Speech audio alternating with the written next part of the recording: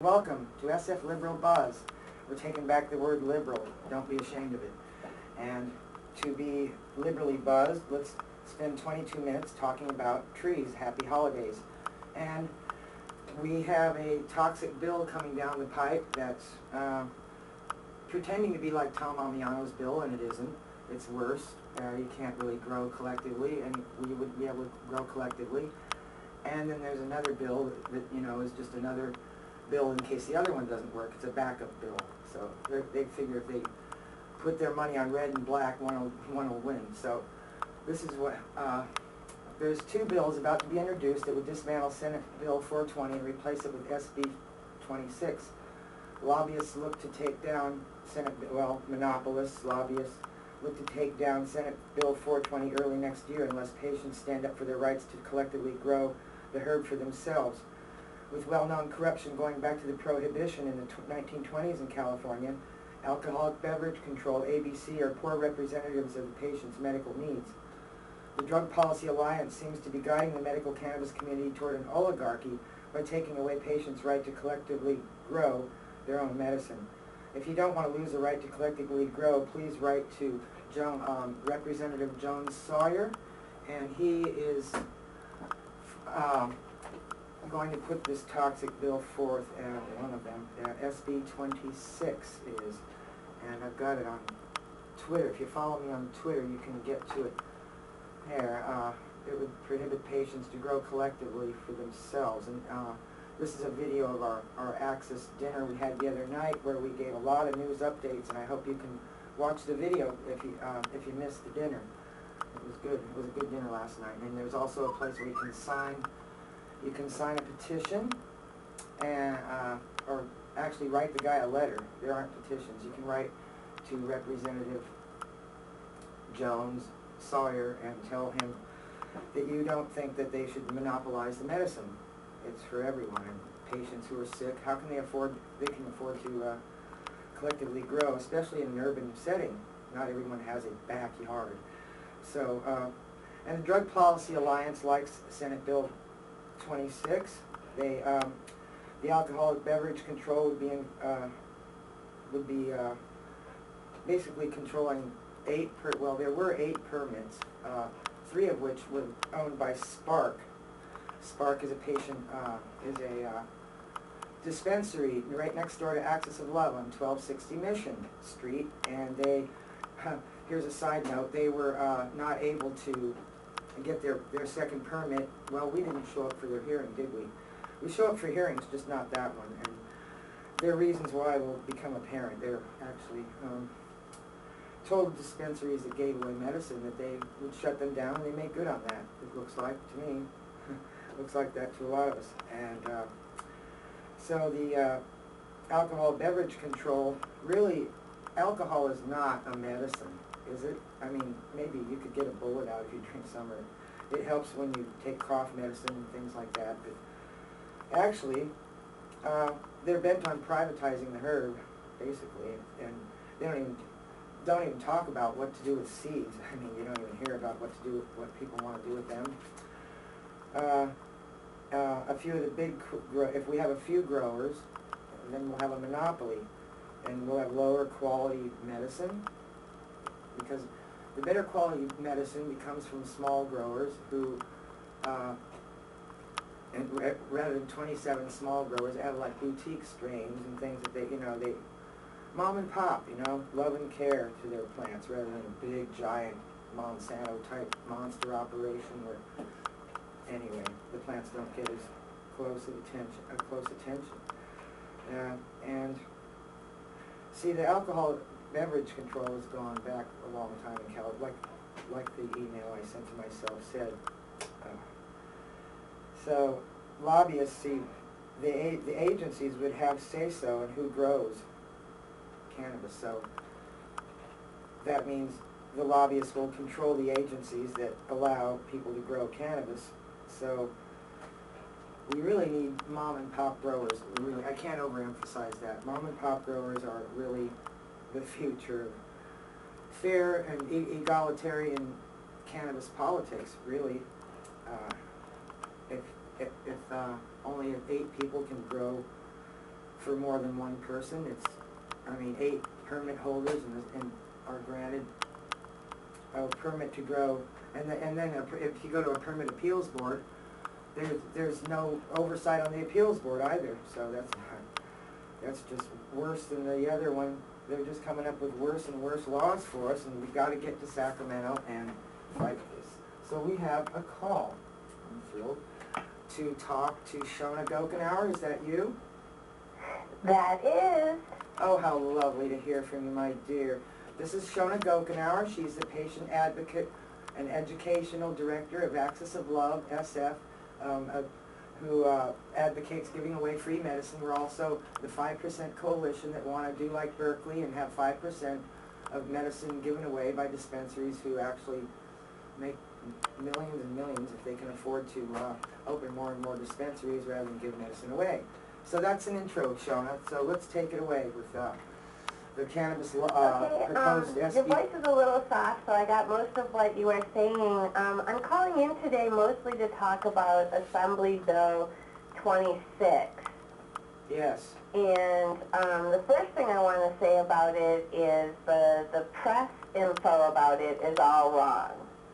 Ah. They have kind of pushed it as the same as Tom Amiano's bill from last year, and that's a far cry from the truth. This bill actually has components in it that cause our former representative Tom Amiano to pull his support. And one of those key elements that he pulled his support from last session was the fact that this includes a cap, so a limited number of outdoor cultivation statewide as well as indoor cultivation statewide.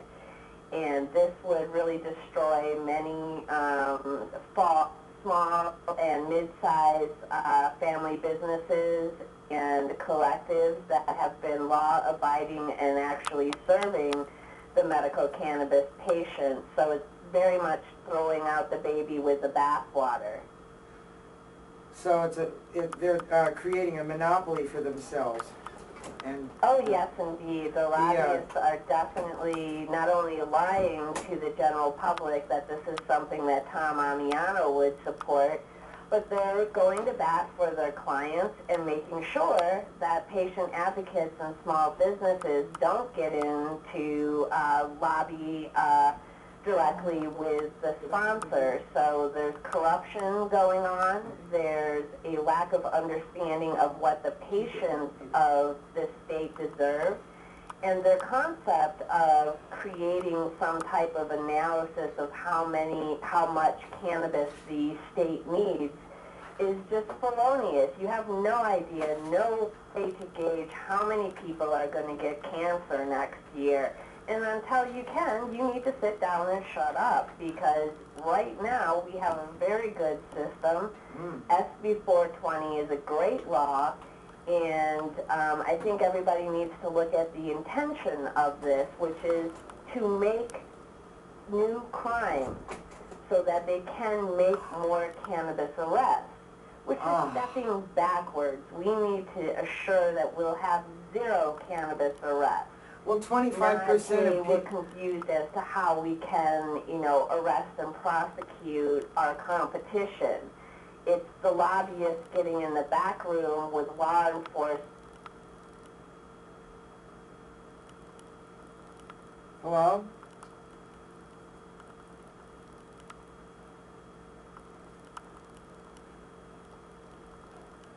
John?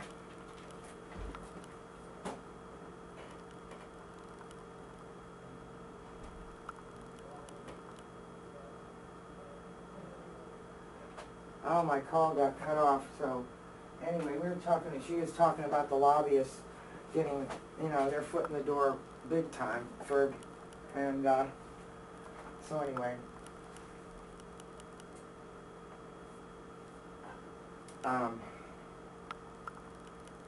Call back, Shona. Please call back. You got disconnected somehow, so I'm sorry about that. I don't know how that happened. But, see, she was on to that, and she wanted to tell us that Drug Policy Alliance, like Assembly Bill 26. I guess it's Assembly Bill. Assembly, yeah. Well, that's Reginald Jones Sawyer, Assemblyman from Southern California, and he just must have. I don't want to say, throw stones, but he might have taken money. Who knows? I'll just see if I can get reconnected with my friend here. Maybe I could put her on speakerphone. I'm trying to figure out. She was right in the middle of a great sentence, and I'm going to tell her we got disconnected and hope she calls back, and then we'll get back to this. Please call back.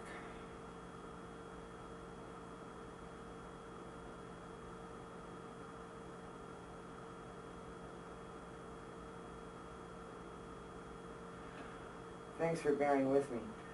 And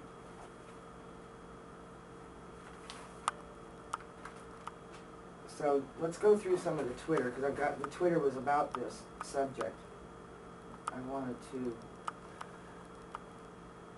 I had some funny tweets, but, oh yeah, well, instead of torturing people,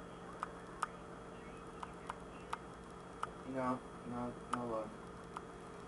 we had a harm reduction dinner, and you can find out everything she had to say in this phone call is probably on this video as well. So I don't want to play the video for you. If you're interested, you can watch it for yourself. We want to be aware of the 1%ers who are criminalizing basically our industry. It's not an industry. Their industry. So thank you, Shona, for calling back. Oh. No, not working. Oh, okay. Hello? There you go. Well, just for a second. Phone isn't working. Hello? Hello, girl. Shauna?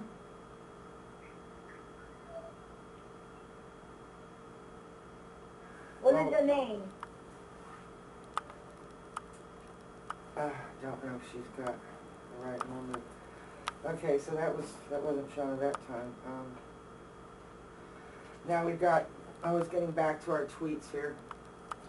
That was our harm reduction dinner we had last night, and we had lots of patients and just community members, non-patients alike, come and share dinner with us. We had ham and, a holiday dinner. Everybody, well, we don't invite the public anymore. It's just not possible. But we had a lot of community updates about the cannabis community, like anti-clustering laws, keeping other dispensaries out of the certain areas like the Excelsior. They've been denied permits. And you can find out all about these things on this video with Shona Gokenauer. She gave a great presentation last night. It was just incredible. Now this fella, he's going to be on a future show, Mike Murphy. He is dedicated to a lot of things, really, and right now he's trying to prevent toxic tire waste from being spread out in the soccer field. Let's see, this is her calling back again. Okay. Yes. Okay. Oh, she's not able to call in. Okay. She'll try again. We got disconnected. There she goes again. Shona, that you this time? I'm so sorry. That's all right. My phone's been weird all day. Oh, I'll just edit this out for the replay. Okay.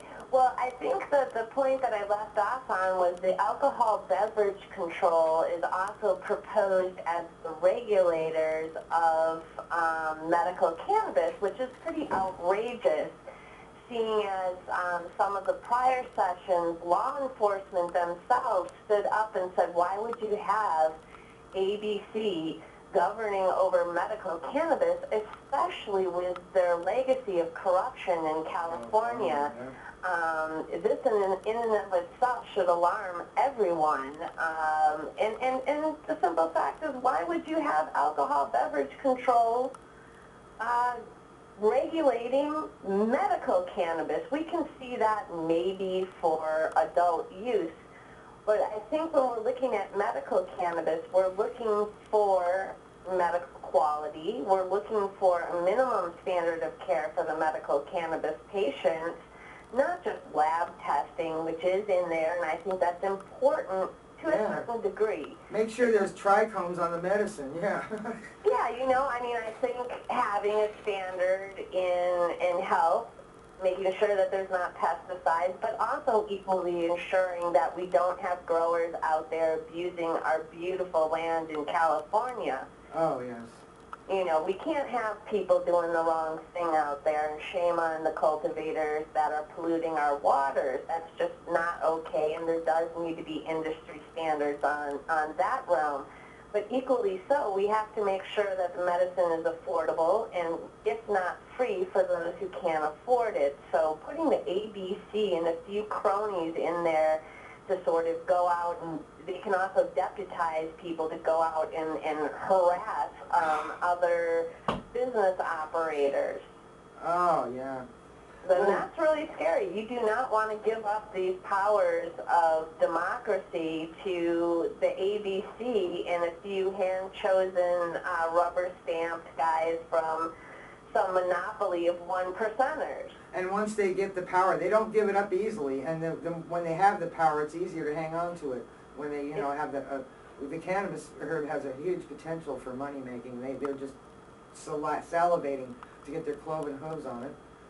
Correct. And the funny thing is, last session, if you read the committee report as to why it was, the last bill was kind of put in suspension, if you read their analysis, they basically said you have something to put a limit on everything to corner the market, and it's such, pardon the pun, but white male short-sighted thinking.